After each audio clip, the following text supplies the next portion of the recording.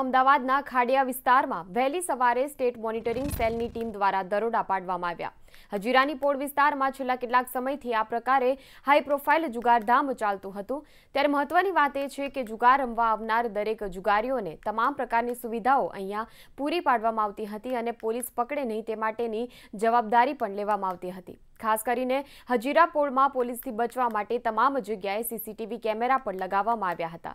છેલ્લા ઘણા વર્ષોથી જુગારધામની પ્રવૃત્તિઓ પોળમાં ચાલતી હોવાની વાતો સામે આવી છે। ત્યારે જુગાર ચલાવનાર મુખ્ય સૂત્રધાર મોન્ટુ ગાંધી ઉર્ફે મોન્ટુ નામદાર હાલ ફરાર છે।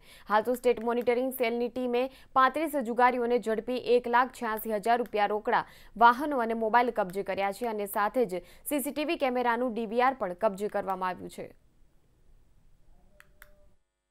ગુજરાત રાજ્યના ડીજીપી દ્વારા જ્યારે દારૂબંધી અને જુગાર નાથવા માટેનું કડક પગલાં લેવાની વાત કરવામાં આવી છે, ત્યારે ગુજરાત સ્ટેટ મોનિટરિંગ સેલ દ્વારા રાયપુર ખાતે આવેલ પોળમાં રેડ કરવામાં આવી છે। 35 કરતાં પણ વધારે જે જુગારીઓ છે તેને સ્ટેટ મોનિટરિંગ સેલ દ્વારા ઝડપી લેવામાં આવ્યા હતા। સંપૂર્ણ જે કાર્યવાહી છે તે 6 કલાકથી વધારે ચાલી હતી। તેમાં લાખો રૂપિયાનો મુદ્દા માલ પણ જપ્ત કરવામાં આવ્યો છે અને દ્રશ્યોમાં જે પ્રમાણે જોઈ શકાય છે કે જે જુગારીઓ છે તેને હાલ સ્થાનિક પોલીસ સ્ટેશનમાં સોંપવામાં આવશે અને ત્યારબાદ જે કાયદાસરની જે કાર્યવાહી છે તે કરવામાં આવશે। હવે જોવાનું એ રહ્યું કે ગુજરાતમાં જે દારૂબંધી અને જુગારબંધી છે તે ક્યારે નાથવામાં આવશે અને જે જુગારીઓ છે તેને હાલ અત્યારે પોલીસ દ્વારા ઝડપી લેવામાં આવ્યા છે અને પોલીસ જે સ્થાનિક છે તે કામગીરી કરવામાં આવી રહી છે।